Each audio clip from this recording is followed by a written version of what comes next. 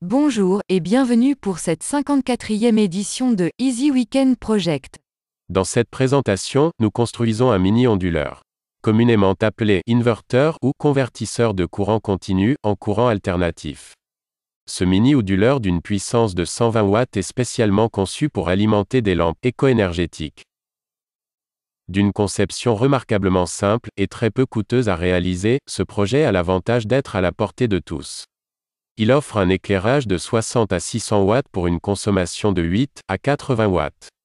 Il est parfait pour le chalet, le camping-car ou la maison.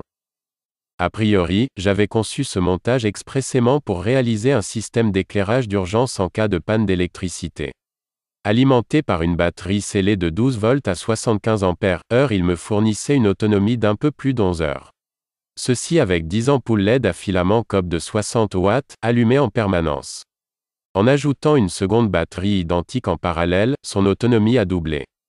Depuis l'ajout d'un kit solaire de 200 watts, soit deux panneaux de 100 watts à 12 volts et un régulateur de charge solaire de 15 ampères qui assure une recharge complète des batteries durant le jour, point de vue éclairage de toute la maison, c'est l'autonomie totale.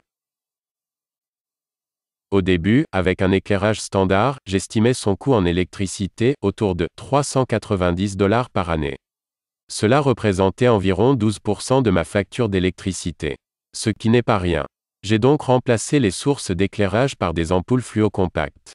Le coût en éclairage est passé de $390 à environ $90 par année. C'est une économie de $300 par an. Mais je n'aime pas ce type d'éclairage. De plus, lorsque vient le temps de les remplacer, ces ampoules fluo compactes sont très néfastes pour l'environnement. J'ai donc opté pour les ampoules LED à filament cob. Elles sont encore moins énergivores, plus durables et leur éclairage me convient parfaitement. Cette économie annuelle compense les frais de remplacement d'équipements à plus long terme. Comme je l'ai dit plus tôt, ce mini-onduleur est remarquablement facile à réaliser, même pour un jeune débutant qui ne possède aucune notion en électronique, ce schéma 2D est très explicatif. Pour les débutants en électronique, voici le schéma électrique réalisé sur simulateur, le Workbench électronique Multisim 14. Alimenté par une source DC de 12 volts, son circuit requiert très peu de composantes. La composante maîtresse est un module PWM. C'est un générateur de pulses en ondes carrées. Il est programmable tant en fréquence qu'en cycle de service. Je l'ai programmé à une fréquence de 60 Hz et le cycle de service ou Duty Cycle est réglé à 50%. On peut le régler à 50 Hz pour répondre aux standards européens. On peut le commander sur le web pour moins de 8 €. Le transformateur T1 est un transformateur de puissance, standard, abaisseur de tension 10 pour 1, de 120 volts AC à 24 volts AC, centre table de 5 ampères. On inverse le primaire avec le secondaire pour en faire un transformateur élévateur de tension 1 pour 10. Q2 et Q3 sont deux MOSFET. Ce sont des IRF 540. Leurs spécifications dépassent amplement les exigences pour ce montage. Ils assurent la commutation alternative entre le commun et les deux bobines de 12 volts du transfo. Le centre table du transfo assure une alimentation continue en 12 volts DC provenant de la batterie. Les pulses générés par le générateur PWM assurent une fréquence stable, de 50 ou 60 Hz.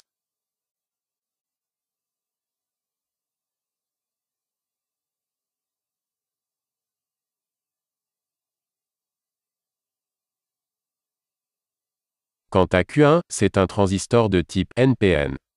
J'utilise ici un BC546. Il fonctionne, en mode commutation, afin de créer une alternance entre les drains de Q2 et Q3. On peut constater qu'au moment précis où la pulse en provenance du générateur est haute, le drain de Q2 est bas. Tandis que le drain de Q3 est haut. On génère ainsi une commutation alternative aux deux bobines primaires du transfo.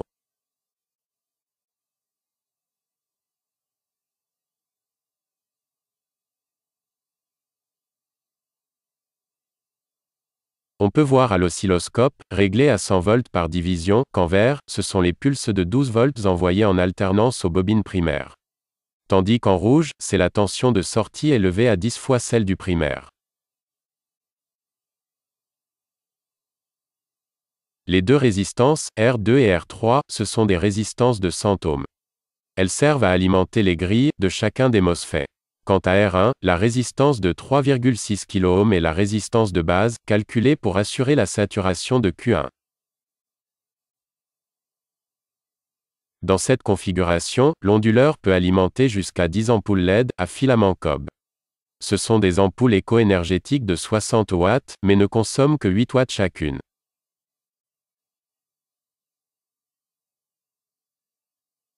Au total, la puissance consommée à la batterie est autour de 80 watts, à comparer à 600 watts si j'utilisais 10 ampoules standards à filament incandescent en tungstène.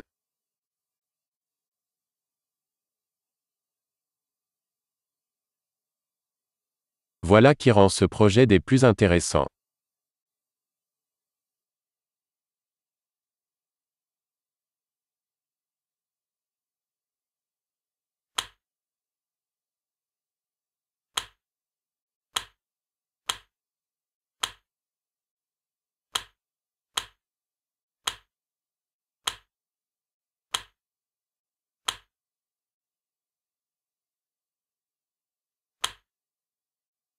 Une ampoule LED à filament cob de 60 watts consomme 8 watts à 120 volts AC. Son éclairage équivaut à une ampoule de 60 watts à filament incandescent, mais consomme 80% moins d'énergie. Blanchot, 2700 Kelvin.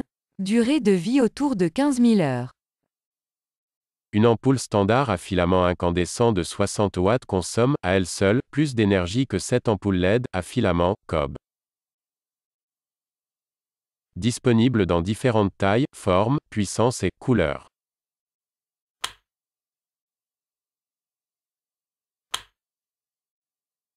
Douille enfichable pour ampoule à culot E27. Cette douille de lampe à brancher sert à convertir une prise simple ou un connecteur en douille. 10 de ces prises femelles, 120 volts AC pour châssis, sont la tension de sortie AC. Elles sont reliées à la sortie du transformateur de puissance.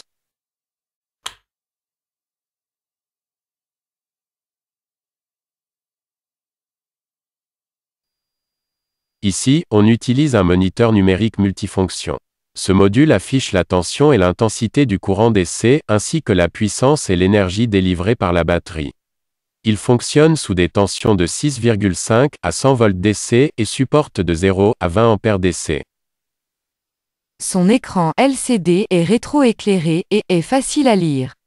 Sa résistance shunt est intégrée et supporte jusqu'à 20 ampères DC. Un bornier Dinkel à 4 vis ainsi qu'un schéma situé à l'arrière permet des connexions faciles.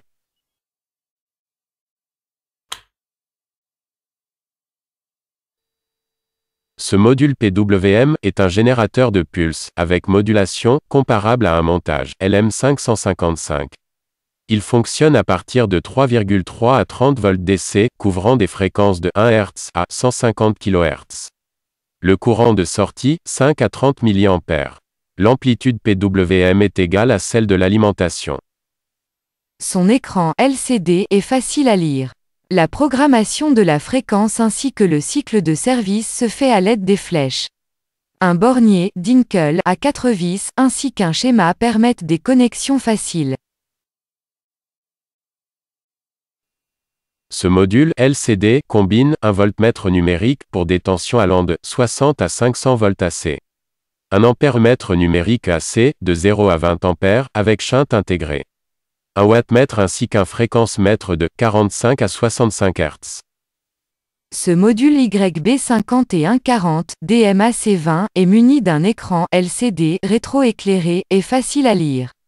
Sa résistance shunt est intégrée. Son bornier à 4 vis situé à l'arrière permet des connexions faciles entre la source d'alimentation et la charge.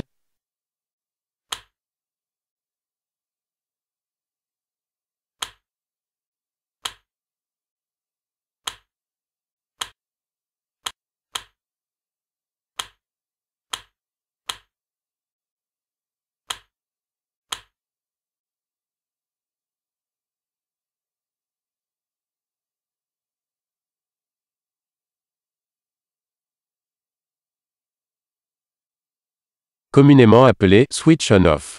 10 de ces interrupteurs, marche, arrêt, contrôlent indépendamment la mise sous tension de chacune des prises AC.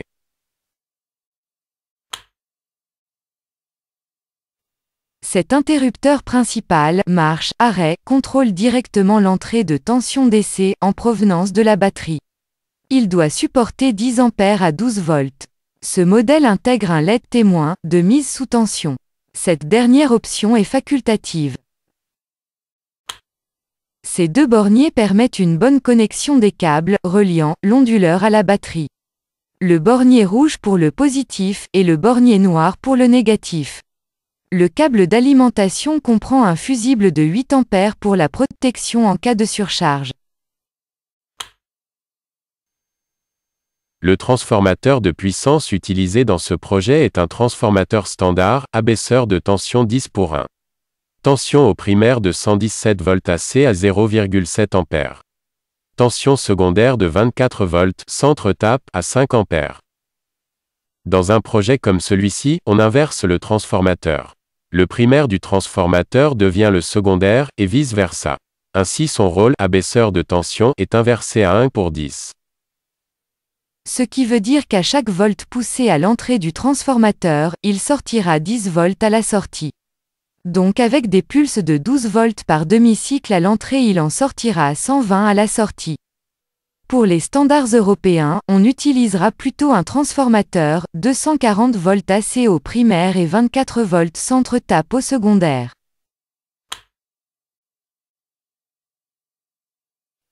Voici le cœur de ce projet. Il s'agit du circuit onduleur. Relié au transformateur de puissance, il génère une tension alternative de 50 ou 60 Hz à partir du générateur de pulses en ondes carrées. Ce PC board a été réalisé avec l'aide des outils du site EasyEDA. Les abonnés à cette chaîne YouTube peuvent télécharger gratuitement le fichier Gerber à partir du lien ajouté dans la description au bas de cette vidéo. Circuit imprimé de l'onduleur, 120 watts, vu du haut. Circuit imprimé de l'onduleur, 120 watts, vu du dessous. Les abonnés à cette chaîne peuvent télécharger gratuitement ce schéma à partir du lien ajouté dans la description au bas de cette vidéo. Celui-ci a été réalisé avec l'aide des outils du site EasyEDA. Parmi les outils du site EasyEDA, il est possible de commander directement la fabrication du PC board. La quantité minimum est de 5 boards à partir de 4 $ pour les 5. Pour $1 de plus, on obtient 10 boards. Le prix varie en fonction de la quantité et des options choisies. Soit l'épaisseur du board, la finition, et le poids cuivre. Généralement livré en moins d'une semaine. Voici la liste des composantes de l'onduleur. Une résistance de 3,6 kΩ. Deux résistances de 100 ohms. Deux MOSFET, N-channel, IRF 540. Un transistor, BC546, de type NPN. Un connecteur, Dinkel, à 3 pins. Et deux connecteurs, Dinkel, à 4 pins.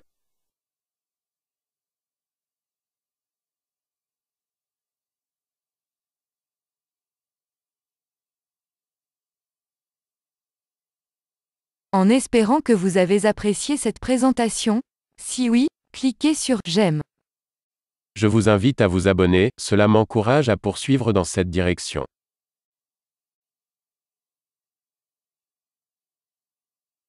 Notez que dans la description, juste au bas de cette vidéo, vous y trouverez des liens vous permettant de télécharger sans frais les schémas et fichiers Gerber pour réaliser ce projet.